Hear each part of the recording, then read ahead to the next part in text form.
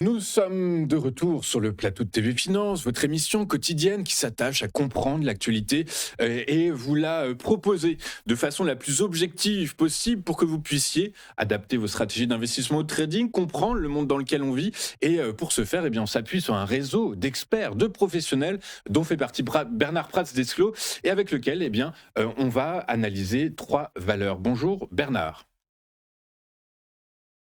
Bonjour, merci beaucoup Bernard d'être avec nous ce matin, d'avoir accepté d'être donc avec nous au pied levé. Je vous en remercie beaucoup. On va commencer Bernard avec le CAC 40. Le CAC 40 qui, sous la résurgence de la prime de risque Donald Trump, ploie. Mais cependant, je pense, j'ai l'impression qu'il ne faut pas céder à la panique. On reste sur des niveaux techniques qui finalement ne changent pas la tendance de fond. Juste tout au plus, ça permet d'aller chercher un peu je dirais, de rendement en intraday. Écoutez, en fait, à ce stade, il y a quand même de quoi être un peu déçu parce que ça faisait, la 4e, 5e fois que le CAC, depuis maintenant 2 ans, attaquait, la zone autour des 8 250 points, comme on le voit sur le graphique que je vous mets en fait à écran. La cassure qui avait été réalisée le 9 janvier était une jolie cassure avec un gap haussier, donc potentiellement ce qu'on appelle un gap de rupture, donc ce qui est promesse éventuelle ou plus probable d'avoir ensuite une accélération.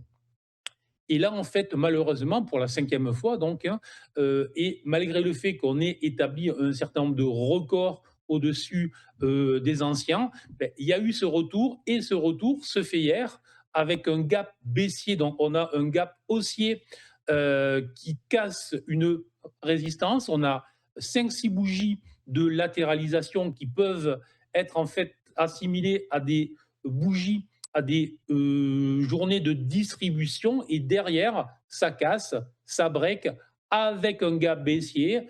Et là, c'est franchement plutôt une mauvaise nouvelle. Donc, je dirais, sans être pessimiste et sans envisager ce qu'on avait connu, par exemple, ce printemps, de manière claire, les investisseurs se sont remis le doute.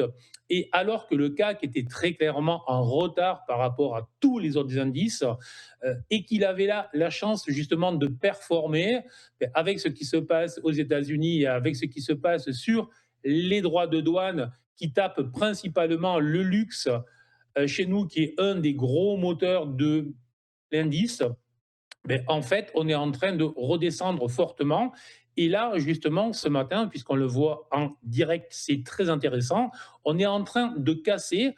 J'avais dessiné, en plus de cette zone résistance horizontale au-dessus des 8 250, j'avais dessiné et j'avais encadré le CAC depuis le mois de juillet dans un canal ascendant qui performait pas mal. Et ce matin, on est en train, avec un nouveau gap baissier, de tester cette zone, qui est une zone haussière dynamique. Alors, si ça tient, effectivement, ben, c'est pas mal, et on pourrait, à partir de ce niveau-là, retrouver un peu de dynamique, et donc ça calmerait un peu, je dirais, les ardeurs des vendeurs. Mais très clairement, on est là dans une possibilité d'accélération baissière assez brutale si jamais on venait ce soir à clôturer sous les 8020, 8010. Donc, surveillez vraiment la zone qui est travaillée juste à l'instant. Si ça tient, c'est pas mal. Et là, on peut espérer avoir un rebond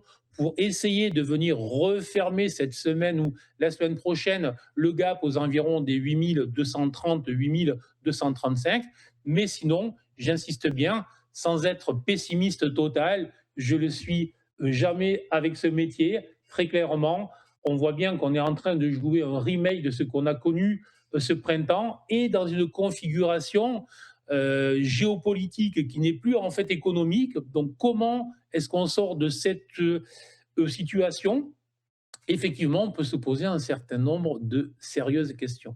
Oui, très clair, mais Bernard, il y a quand même j'ai l'impression qu'il y a quand même pas mal de garde-fous quand même en réalité. Là, vous êtes sur du, moyen terme. Si on dézoome et qu'on bascule sur du long terme, la tendance de fond reste haussière. Vous nous parlez des 8 010, 8 020 points, mais je crois de mémoire qu'on peut quand même regarder les 7 900, les 7 800 points quand même, avant de céder à la panique. Alors, à aucun instant, je voulais parler de peur ou de panique. Encore une fois, ce sont des mots que je n'emploie jamais parce que moi, je considère que on investit en bourse et donc on doit investir froidement, calmement, en gérant son risque et pas en cédant justement à la panique, mais froidement justement. Donc là, je vous ai mis le graphique en données hebdomadaires et en fait, on est tout sur le CAC, hein, je vous parle bien, qui est un cas très particulier. On n'est pas sur le DAX. Bon, mais sur le CAC, on est tout sauf sur une tendance haussière, justement. Ça fait maintenant 3 ans qu'il est en latéralisation. On le voit bien. 2, 3 sommets réalisés. Tentative de cassure semaine dernière qui a échoué. On est en train de réintégrer. Donc, on n'est ni en dynamique haussière ni en dynamique baissière. On est dans un trading range. C'est le terme que l'on emploie. Donc, une zone de latéralisation avec un CAC qui évolue sur les points bas à 3 reprises sur les 6750, 6800 points et à 3, 4 reprises sur les sommets entre les 8250 et les 8400 points. Et effectivement, ce que je dis bien, alors pas d'affolement, mais on peut très bien redescendre, mais sans problème, dans les prochaines semaines sur les 7000 points. Par contre, il y avait là un espoir sérieux d'avoir enfin une sortie dynamique et donc de trouver enfin de la dynamique sur le CAC pour une raison qui, effectivement, soyons clairs, c'était difficile de voir pourquoi, comment, mais c'était ce qui pouvait se jouer. Et là, ce qui est en train de se jouer pour le moment est un gros classique ou un grand classique et qui est une fausse cassure, justement, une fausse cassure de résistance après ce qui était une cassure très propre. Ben, ça marque plutôt la grosse possibilité, ou la possibilité, je vais juste arrêter avec gros ou avec grosse, la possibilité d'avoir un trading range et un trading range, je dis bien, qui peut conduire le CAC jusqu'à une baisse de 10 à 15% sans problème. Maintenant, on est bien d'accord.